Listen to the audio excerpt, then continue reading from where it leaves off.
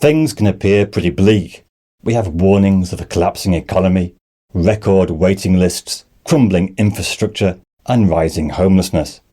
The government might have changed, but the problems seem to be the same. Wages have stagnated, and young people have low expectations of their future. It wasn't always like this in the post-war period.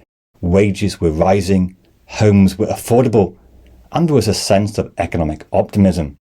Now young people are more likely to dream of moving to another country. Though since Brexit, that's actually become a lot harder.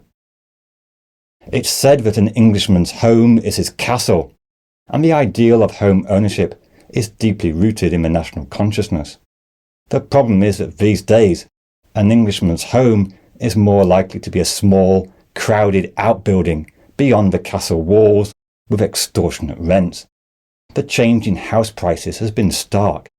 A 1,000% rise in prices since the early 1980s.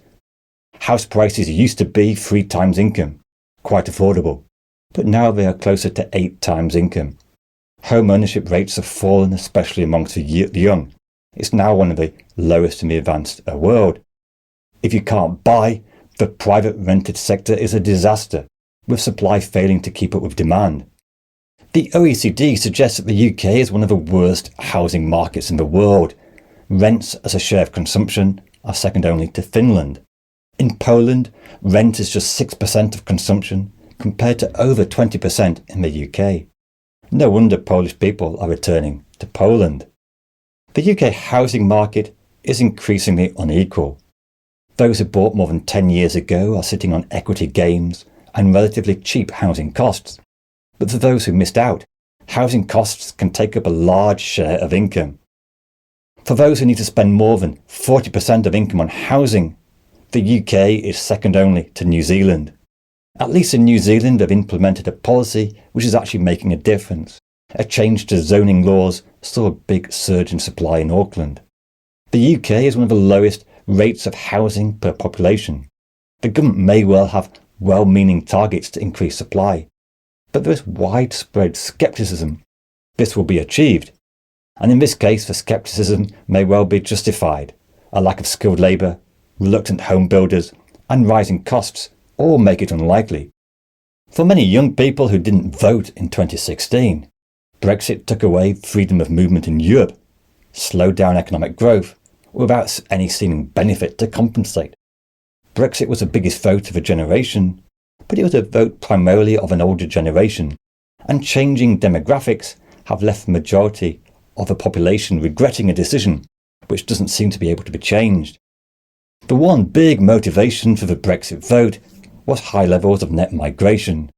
But one of the greatest ironies is that since Brexit, net migration has surged to record levels. Just recently, the ONS revised net migration in the year to June 2023 to over 900,000. Now, net migration has both pros and cons from an economic point of view, but you don't have to be an economist to work out that a net increase of 900,000 people is faster than the ability of a country to increase infrastructure and housing, especially a country like the UK, which is really having difficulty building anything at all. Despite rising interest rates and weak economic growth, rents have soared in the past 3 years, a reflection of fundamental mismatch between supply and demand. And by the way, one reason for the big increase in net migration is that people are much less likely to be emigrating, because post-Brexit there are far fewer options than used to be the case. Another cited reason for high migration is various labour market shortages. A big problem in the UK is a rise in long-term sickness, particularly concerning amongst young people reporting high levels of poor mental health, and this has led to falling participation rates, and that's a big factor in weak economic growth. The number of days taken off sick has increased 55% since 2019.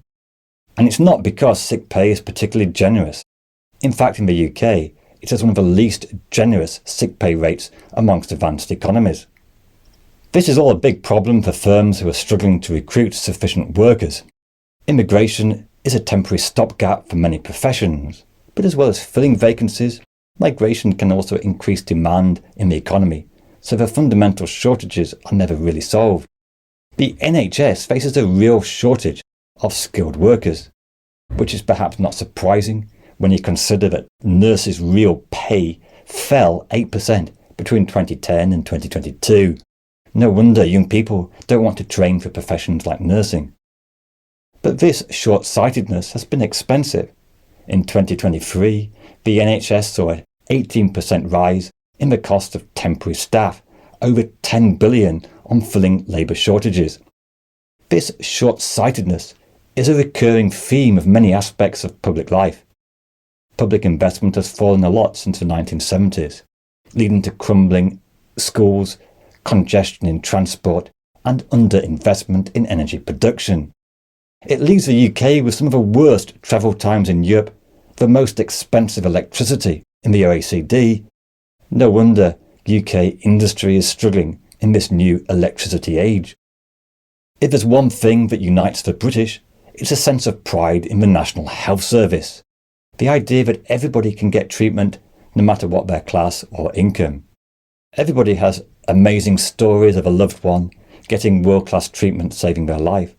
But unfortunately, people increasingly have a personal story of a nightmare 24 hours in accident and emergency, or an interminable wait for an operation. Shortfalls in investment combined with rising demand, higher sickness and then COVID were all a perfect storm leading to record waiting lists. The tragedy is that the basic model of universal healthcare has much going for it. It's arguably better than the American model, which still leaves millions uninsured, many with medical bankruptcy, and life expectancy is pretty rubbish too. But bureaucratic mismanagement, lack of investment, have diluted a service which used to be the envy of the world. GP services were cut, causing a disaster in accident and emergency. Overall satisfaction with the NHS has fallen from 80% in 2009 to just 34% last year. In fact, the UK has a track record of cutting government spending in one area only to see it increase somewhere else. Best example, government used to spend a lot of money building new houses. Now it spends pretty much the same amount of money on subsidising private landlords because housing is too expensive. Now, whilst many skilled professions like doctors, plumbers, home builders and electricians are in short supply, the UK has seen a 45% growth in the number of human resource managers. It's grown from 0.4% of the workforce to 1.6%. In fact, the UK is nearly world-beating in the number of human resource managers. We're becoming very good at setting regulations and compliance targets, which, if badly implemented, can stifle creativity and a sense of agency. Now, this growth has coincided with a flatlining of labour productivity, which is a major cause of the UK's economic stagnation. Now, of course, it's perhaps unfair to blame human resource management.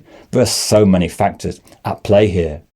But for young people, there is a sense that the job market is not particularly attractive, relatively low paid, insecure work, often lacking meaning and motivation. Of course, it is possible to look at the past with rose-tinted spectacles. You go back to the 1970s, and industrial relations were at rock bottom. Strikes beset the market, and many of the old jobs like coal mining and working in a factory were arguably harder, dirtier and more dangerous than modern jobs like an Amazon delivery driver or working in a warehouse. And would moving to another country really solve the problem?